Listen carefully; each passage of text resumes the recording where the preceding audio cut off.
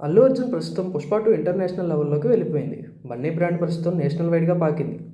ఈ range reach కోసం బన్నీ గత 10 ఏళ్ల నుంచి గ్రౌండ్ వర్క్ చేస్తూనే వచ్చాడట. 2011 నుంచి తన ప్రతి సినిమాని హిందీలో రిలీజ్ చేస్తూ వచ్చాడట.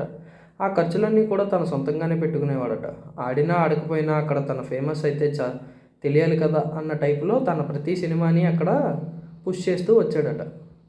'పుష్ప' బ్రాండ్ నేషనల్ వైడ్‌గా ఎక్కేసిన సంగతి తెలిసిందే. ఇక 'పుష్ప 2' అయితే ఇంటర్నేషనల్ వరకు చేరింది. ఇప్పుడు అంతా కూడా 'పుష్ప' గురించి బాగానే మాట్లాడుకుంటున్నారు. అల్లు అర్జున్ నార్త్‌లో ఓ బ్రాండ్‌లా మారిపోయాడు. ఇదంతా కేవలం ఒక్క 'పుష్ప'తోనే వచ్చిందని కాదని బన్నీవాస్ అంటున్నాడు. బన్నీ గత 10 ఏళ్లకు పైగా ప్లానింగ్, గ్రౌండ్ వర్క్ చేస్తున్నాడని చెప్పుకొచ్చాడు. బన్నీ తనకున్న పెద్ద లక్ష్యాన్ని, కలని నెరవేర్చుకునే క్రమంలో ఎంతో డెడికేటెడ్‌గా పనిచేశాడని అంటున్నాడు. 2011 నుంచి బన్నీ తన ప్రతి సినిమాను హిందీలో డబ్ చేయడము, అక్కడ సొంతంగా రిలీజ్ చేసుకోవడం వంటివి చేస్తూ వచ్చాడట. కొన్ని థియేటర్లలో సొంతంగా ఖర్చులు పెట్టుకుని మరీ వేయించుకునేవాడట. అక్కడ పోస్టర్లు వేయించడం వంటివి కూడా సొంతంగానే మానిటర్ చేసుకునేవాడట. అది హిట్ అవుతుందో, ఫ్లాప్ అవుతుందో అని కాకుండా ముందు తన ఫేస్ అక్కడ తెలియాలి కదా, అక్కడ వాళ్ళు గుర్తుపట్టాలి కదా అని బన్నీ చెబుతుండేవాడట.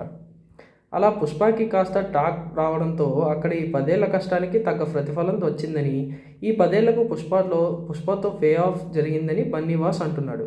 అందుకే బన్నీ మాలీవుడ్ మార్కెట్ మీద ముందు నుంచి ఫోకస్డ్‌గా ఉండేవాడు. నార్త్‌లో ప్రతి సినిమాను డబ్ చేసి వదులుతాడనే విషయాన్ని బన్నీవాస్ చెప్పే వరకు చాలామందికి తెలీదు. అయితే బన్నీ తన లక్ష్యం, టార్గెట్‌కు తగ్గట్టుగా గ్రౌండ్ ప్లానింగ్‌తోనే దిగాడన్నమాట. ఇప్పుడు 'పుష్ప 2'ను ఇంటర్నేషనల్ లెవెల్‌కు తీసుకెళ్లడంలో బన్నీ సక్సెస్ అయ్యాడు. ప్రస్తుతం బన్నీ బ్రాండ్ అంటే అందరికీ తెలుస్తుంది. 'పుష్ప 2'తో 1000 కోట్లకు పైగా రాబట్టిన బన్నీ ఇక మూడో పార్ట్‌తో హాలీవుడ్ చిత్రాలకి పోటీ ఇస్తాడేమో చూడాలి. 'పుష్ప 3' రావాలంటే ఇంకో 5, 6 ఏళ్లైనా వెయిట్ చేయాల్సి ఉంటుందేమో.